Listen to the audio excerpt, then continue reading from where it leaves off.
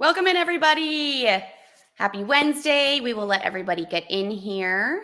Hope everyone is having a great day so far. Only 1 week exactly until training camp starts. Hard to believe. Make sure that we get all of our people in here.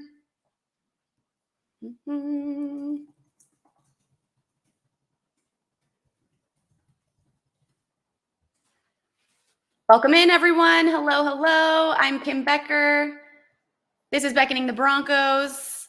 Hope everyone is enjoying their Wednesday. I think we've got everyone in here almost anyways. Appreciate you guys always being here this early. Hello, hello. I see you guys in the comments already.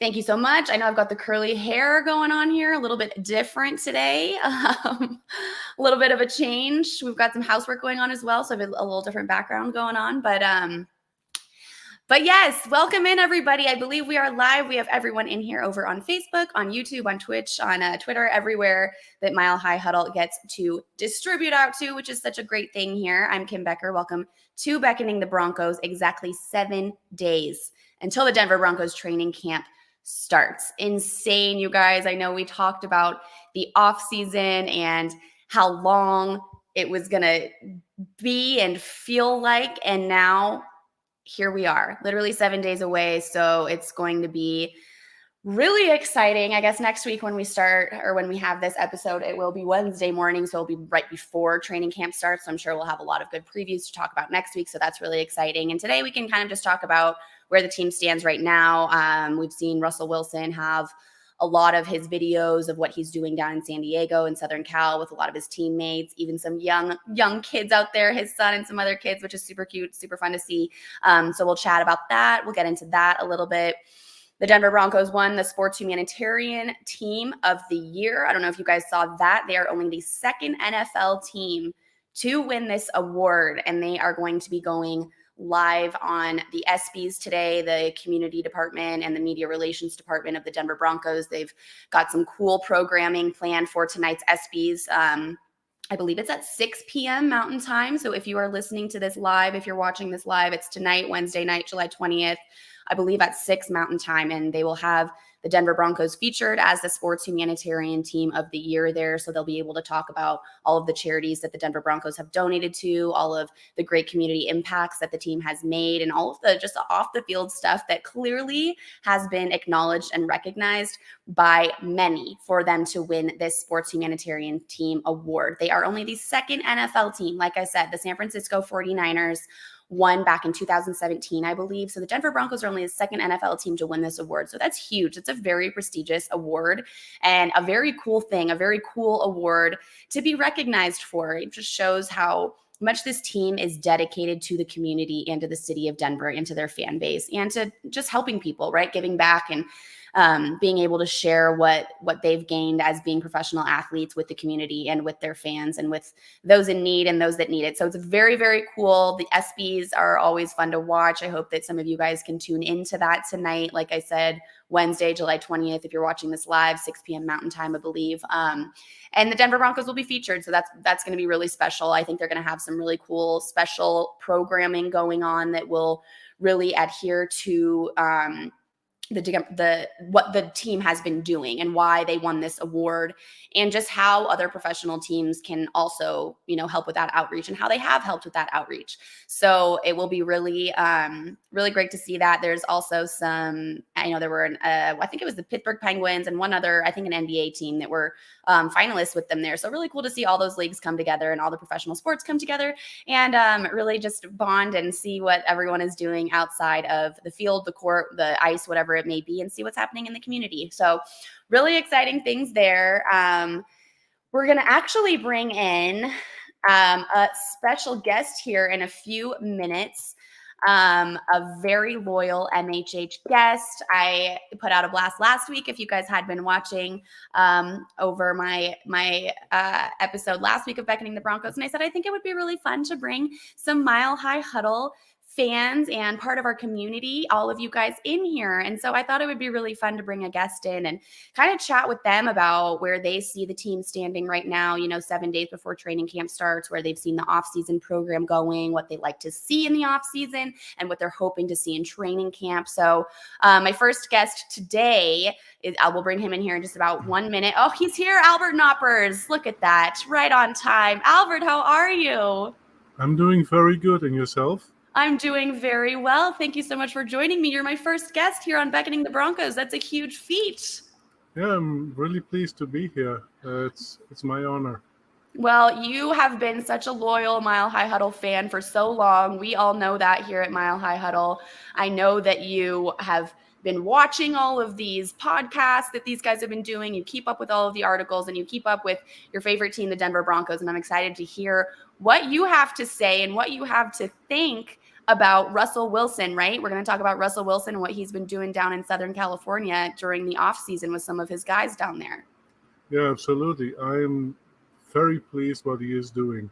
Good. I saw a video last week about his own personal training, that he has his own QB coach. It is just amazing what he is doing. I mean, he's just so dedicated, right?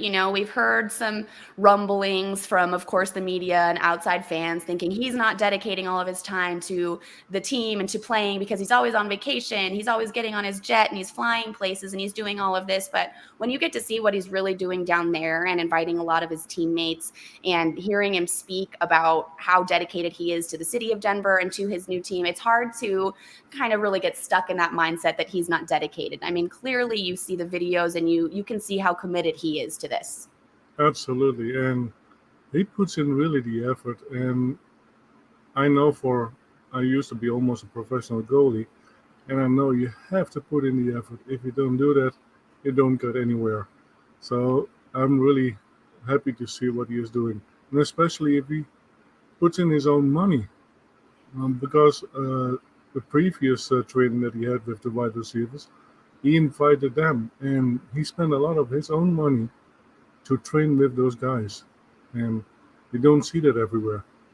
I mean, it's a great investment, right? He's really investing in his teammates. He's investing in what they can put together and the chemistry that they're going to build in the off season, because you have to have that going into training camp, right? Or else they're all going to feel super rushed getting all of their chemistry together. So the fact that, yes, you're right, he's investing his own time and money into his teammates, it says a lot.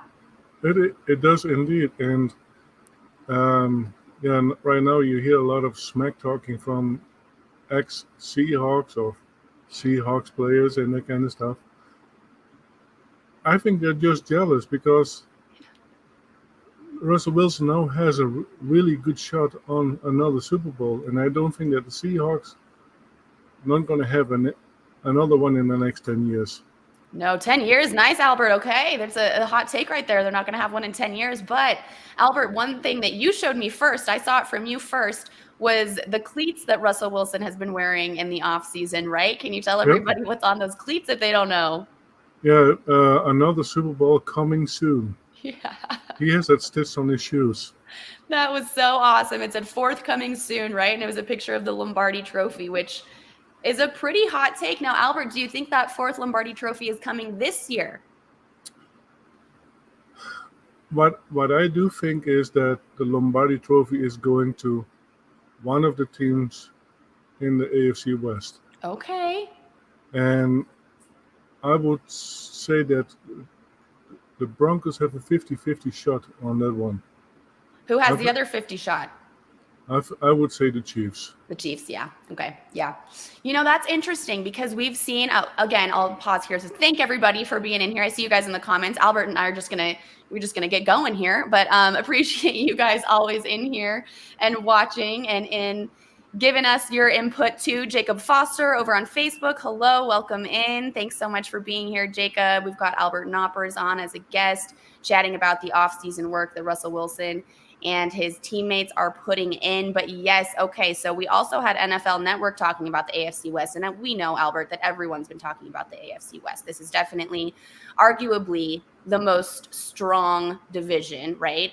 We've got the Chiefs who have a lot of momentum. I know they had a rough go a little bit last season, but I think they're going to come back swinging. And then we've got the Raiders, who really did a lot of rebuilding around the drama and the issues that they had last year. I know they're really trying to put that year behind them. So that's going to be a really interesting one with Devontae Adams. They're coming in, Derek Carr, who's such a great leader. So the Raiders are going to be a threat to us as well, I think. But with what the Denver Broncos did in the offseason with their movement and with their trades and getting Russell Wilson, and now seeing how dedicated Russell Wilson and Nathaniel Hackett are to this team, I do think that they're going to be a hard team to beat in the AFC West. And I definitely think so. The AFC West is the toughest division in the entire NFL. And that's why I can say one of the 4 teams will be in the Super Bowl. Yeah. I think that's a great prediction, and I don't think you're wrong there.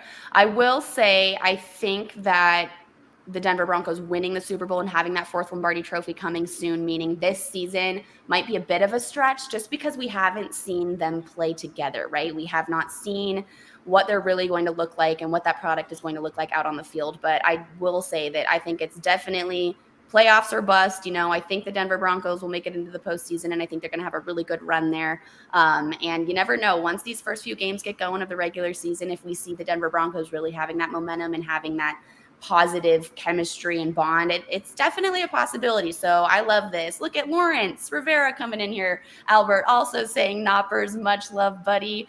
Albert, you're a star around here just as much as everybody else. Apparently. So, see what you just said, that we don't know much about the chemistry and stuff. And I think that is what makes us unpredictable right now. And that is what takes us to the next level. Because nobody knows what we can do. Our entire offense will be different from what we have had the last 3-4 years. We are not predictable anymore, and that is why we will take it so high this year. You know what? And so that is a very good point. So you're saying that the unpredictability of this team is a good thing. That's maybe what we were missing, right? That's what is going to make this team get to the next level. I like that. I like that statement a lot. See, that's what happened with Mahomes too. He came in there and nobody knew what was coming. You're right. And he took it to the next level. And that is what is going to happen now too. Of course, people know about Russell and what he is capable of, but he never had the weapons that he has now.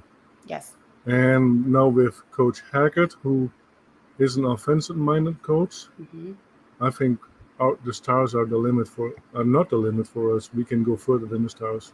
That's a great point. And our defense was already really strong last year. So as long as they can keep that going and stay at that level and then even increase that with their new defensive coordinator, that could be a great thing. But I'm going to switch this on you, Albert, just to see what you have to say here. Do you think, I know we just talked about the unpredictability being a good thing, but do you think because we are hyping up the Denver Broncos so much that pressure is going to cause issues? Because yes, we have expectations. We might not be able to predict exactly what's going to happen because we haven't seen them all out on the field together in person yet. But do you think all of the hype that we're putting on them is going to hurt them, or that pressure is going to cause any issues, or do you think that they're going to thrive under that?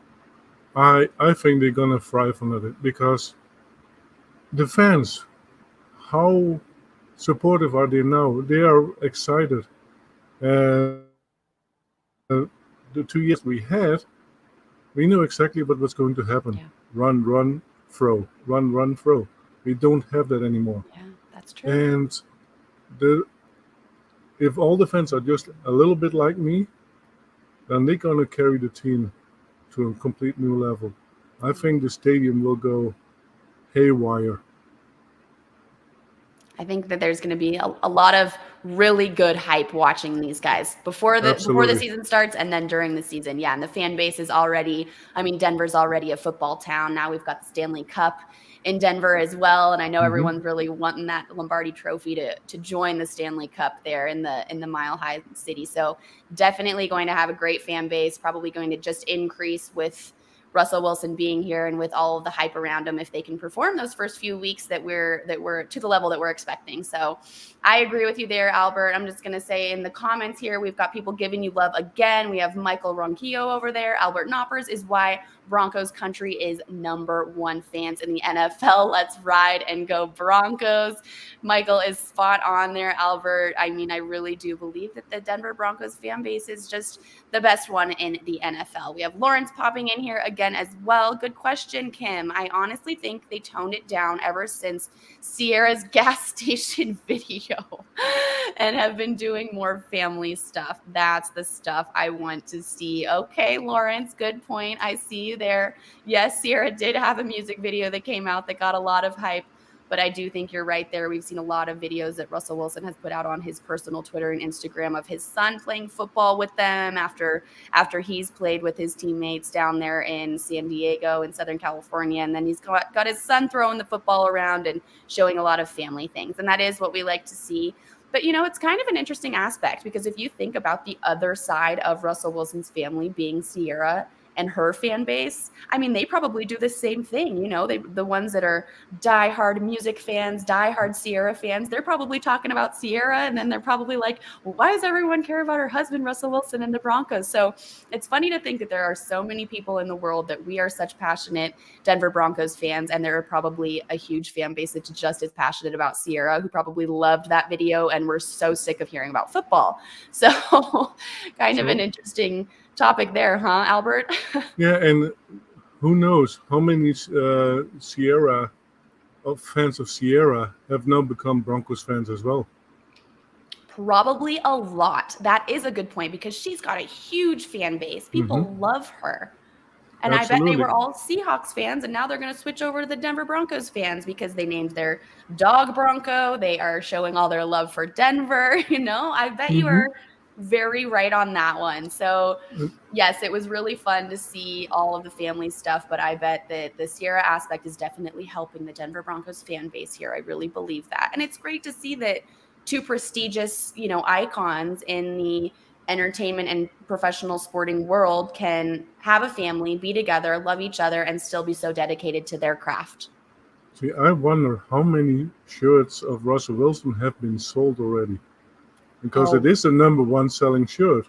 I believe that. I have been to the Denver Broncos store in Denver, and there are #3 jerseys, Russell Wilson jerseys everywhere. It's crazy. It's like they've got them in baby sizes, like this big. They even make them for dogs, you guys. They had like dog hoodies that you could put on that were Russell Wilson. I mean, it's definitely a top seller right there. We have Ethan coming in here, the DWI guys. Something to think about. Okay, Ethan's going to give us something to think about. We'd love to see that. He says Denver's schedule is easier first half. Absolutely. While the Chiefs is historically hard the first 8. What will be the mindset of these two teams after the first 8? Albert, you want to take that one away first? Sure. So it doesn't matter what type of schedule you have. It is each game that you have to treat differently. And you cannot focus on the entire picture. You have to focus on each game. If you have a bad game, okay, try to put it behind you and go to the next one. It doesn't matter if the schedule is easy or if it is tough. Each game has to be treated individually. I've been in that area and we thought, this is going to be an easy one. Well, now you're going to get a really tough game. So you have to approach each game individually and not look at the big picture in general. I used to cover a college team a couple years ago, and their coach would say, we just want to go 1-0 on the week. That's it. And every press conference after they won or lost, it was either they were 1-0 or they were 0-1, no matter what game in the season it was, because like you said, Albert, they were just focused on that week. They were just focused on that game. And I do think that's really important. They can't quite think ahead to the middle of the season and think like, oh, we're going to compare our schedule to other teams in the AFC West, especially the Chiefs schedule, and think, oh boy, well, yeah, we might be, 5-3, into the 8 games, and they could be 3-5 and we're going to go in and beat them because we had a better schedule. I mean, I just don't think you're right. I don't think they can look ahead quite yet to that. I think that they have to take one game at a time, especially with such a new team together here and new schemes and new systems. They really have to make sure they're really just focused on week 1, especially being in Seattle, especially being that Monday night game, and then see what happens. And I mean, that said too, I think the Chiefs are probably doing the same thing because they know how tough this division is going to be too. I don't think that they're going to sleep on us. I don't think they're going to sleep on any other team in the AFC West. So I don't think they can quite look ahead to that either. But I mean, it will be interesting. It's so, like we said, it's so unpredictable. It's hard to say right now what their mindset will be after week 8. But we hope that they just stick with Russell Wilson and his mindset. And that's just, you keep going forward, on to the next, you keep going forward, you put your best effort out there and you see what happens. And you just have to believe in yourself as a team. If the first game is going to be a loss, okay, try to set it behind you and move on to the next one.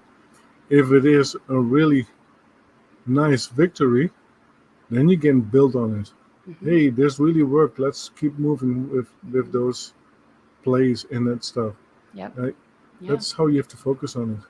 Exactly. Well, Albert, thank you so much for being my first guest on Beckoning the Broncos. It was so much fun to have you in here. I'll let you go and enjoy the rest of it here. I'm going to kind of interact with some of these comments here, but Albert, it's been so fun having you. And again, if anybody else ever wants to join me, this is fun. This is what I love to do, is talk to you guys and interact with you and get your opinions on everything going on. So if anybody else wants to pop in next week or the week after, just let me know. But Albert, I appreciate you taking the time today. Thanks for having me. It was a pleasure. Of course. Okay, Albert, I know I'll talk to you soon, but we'll get back in here into the comments. I see some people in here saying, Travis Weber over on Facebook, congratulations to our Broncos for being named ESPN's 2022 Humanitarian Team of the Year. Yes, congratulations. I know we talked about this a little bit before Albert popped in, but this is a huge, prestigious award. Very excited to see that they're being recognized for the work that they do off of the field as well. It's just a good component. It's a great component for a team, for a championship team. We all know that Justin Simmons has been someone who's always like working so hard in the community and always present in the community. We know that he's won some awards. He's been nominated for the Walter Payton Award, a couple different times. And so just to see that the team as a whole is being recognized for that as well is just something really special. So again, the ESPYs tonight at 6 p.m. Mountain Time. If you want to watch that live, I'm sure there'll be replays if you guys can't make it there. But it's going to be really exciting to see the Denver Broncos featured there. So love to see that. Thanks again to Albert for popping in here. I hope you guys enjoyed that. Again, if there are any other of you guys here at Mile High Huddle that like to watch and like to pop in here and interact with us, I would love to have you guys as guests maybe in the next couple of weeks, especially next week before we get going in training camp. There might be a couple other things and hot takes that we want to talk about before we get going here with the real action. So love to see that. Love to see the love for Albert in the comments. Everyone's saying, good job, Albert. Well done, Albert. They love you, Albert. It's awesome. Jamie popping in here. Jamie, how you doing, Jamie? He says, I don't understand why all these media outlets are underestimating the Denver Broncos. I know, there are some that are underestimating them, but maybe it's because of, part of the reason that Albert and I just discussed is that there's so much hype on them. Maybe some of these media outlets don't want to get in on all of that hype because maybe they don't believe that they will perform under the pressure that the other media outlets and the other fan bases and teams are putting out there on the Denver Broncos. So maybe they don't want to partake in that. I don't know. That's just my opinion. That's just my thought. Maybe they don't want to partake in all of the hype. So they choose to underestimate the Broncos and see what happens from there. And so maybe, in 4 to 6 weeks, they can come back and be like, look, I told you so. Who knows? The media is a funny thing, and I'm a part of it, so I can say that. But we are a funny thing. I mean, it's so fun to be a part of a community like this one here at Mile High Huddle because it's more interactive with fans, and we get to see so many different opinions and so many different perspectives, and I think that's really important. I know sometimes in the mainstream media, you just get 3 or 4 voices, and you get their perspective and opinion, and sometimes It's easy for us to disagree for valid reason. We might have like really, really good evidence to disagree, but we're not allowed to go in there and say anything, or, you can get in Twitter wars, but sometimes that doesn't really do much. So it's been really interesting to see the different media outlets and what they think of the Broncos. So yeah, some of them are underestimating it, and who knows, but guess what? In about 6 to 8 weeks, we will be able to have some real substance to go back on them for that. So we'll see. Everyone's in here chatting about the ESPYs. I see Michael says they will be honored during the ESPYs award tonight. Well deserved. That is correct. They will be honored tonight, the Denver Broncos, for winning that award. So a really cool night for these guys. Really great to see them being honored. And, there's so many people in the front office and in other aspects of the organization that are not directly out on the field every day coaching these guys or, running equipment or whatever it may be. The media department for this team is huge. The community relations department, the public relations, the marketing. I mean, there are so many different departments that go into NFL teams. So it's really great to see their hard work be recognized as well, because really they wouldn't be a professional organization without them. So it's nice to see that you get to really honor all of the departments within the organization tonight at the ESPYs. And I think that that's what's really special about tonight and what you guys should not miss. So I hope you guys don't miss it. But 7 days away. Okay, let's get a little bit into the team here maybe. Where do you guys think this team stands? Who are you excited to see? Who are you excited to see if they perform to the standards that we're expecting? We could talk about a couple breakout stars here if you guys want for the next few minutes before we wrap this up. But 7 days, exactly 7 days, we will be able to see the Denver Broncos out in training camp, really getting everything together out there. Fans can go watch. They'll be able to get the first glimpse of Russell Wilson in person in that Broncos jersey, and everybody else. We've got Greg Dulcich, we've got newer players, traded players. We've got just the 2022 Denver Broncos team will be out there and we'll be able to see it, which is just going to be so awesome. So I know we've heard a lot of hype on Pat Surtain and Justin Simmons being, probably the two standouts in the secondary. I know a lot of people believe Pat Surtain is probably one of the best players on this whole team, which is great to see, because if we throw it back to last year's draft and how upset people were for a little while that PS2 was the guy that the Broncos drafted, my guess is they're not that upset about it anymore, because he is phenomenal and he's a great addition to this team. And now we've got some great weapons on both sides of the ball. Obviously with Russell Wilson, we're going to have a new offensive line, so it'll be interesting to see who they've got out there during training camp, when they probably run the ones with the ones and then the twos with the twos. So it'll be really interesting to see who they've got on that starting lineup there on the offensive line. We'll see who's protecting Russell Wilson no matter what.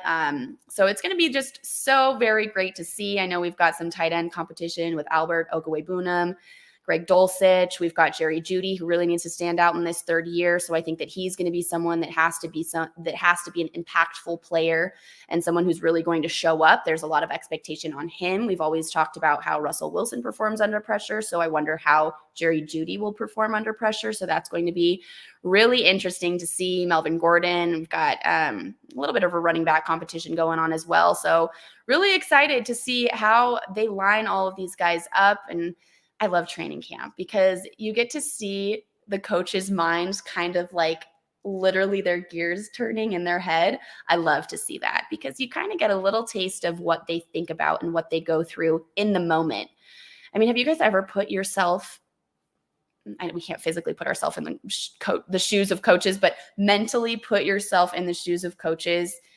When you're going out there and it's game time, the amount of pressure that's on these coaches for those 60 minutes to call plays, to figure out what the other team is doing, to read their minds. You've got coaches up in the box trying to tell you from, bird's eye perspective what they think's going on. They're watching the other sideline, looking for signs. I mean, it's just, the thing is just this I don't want to say well-oiled machine. We hope that this one will be a well-oiled machine for the Broncos this year, but it's just this insanely oiled machine that we only get a small perspective on because normally we're watching this on TV, and we only get to see what the national broadcast is showing us. You don't get to see what all of these other coaches, all of the other assistants, the equipment guys, the the health guys, the physical trainers. I mean, it's just crazy. So training camp is really cool if you get the opportunity to go see it, because you get to see what the coaches are thinking, and not such a fast-paced 60-second game, right? I mean, going to games are phenomenal. We all know that. That's always something really special.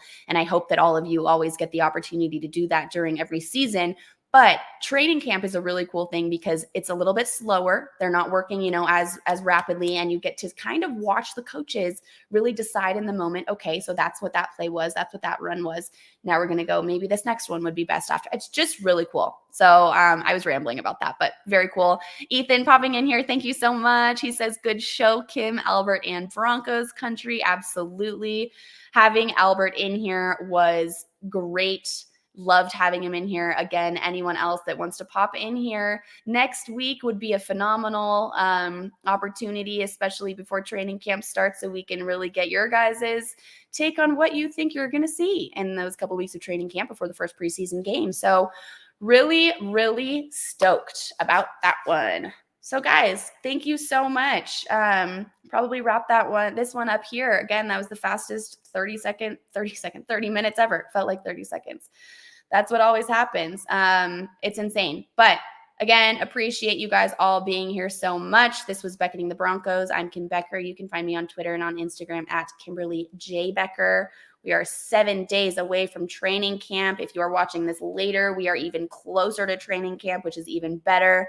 So really great things ahead of us in our near future. Again, thank you to Albert for being here. If anyone else wants to pop in, just go ahead and DM me or get a hold of me somehow on social media. And maybe next week we can have someone else come in here and chat about what they think is going to be the most exciting thing for the Denver Broncos season. So with that said, I'll wrap this one up. Thank you guys so much. Make sure that you are liking and subscribing Mile High Huddle on YouTube and all of our social media channels. And as always, appreciate you guys taking the time to join me this morning. So thank you so much.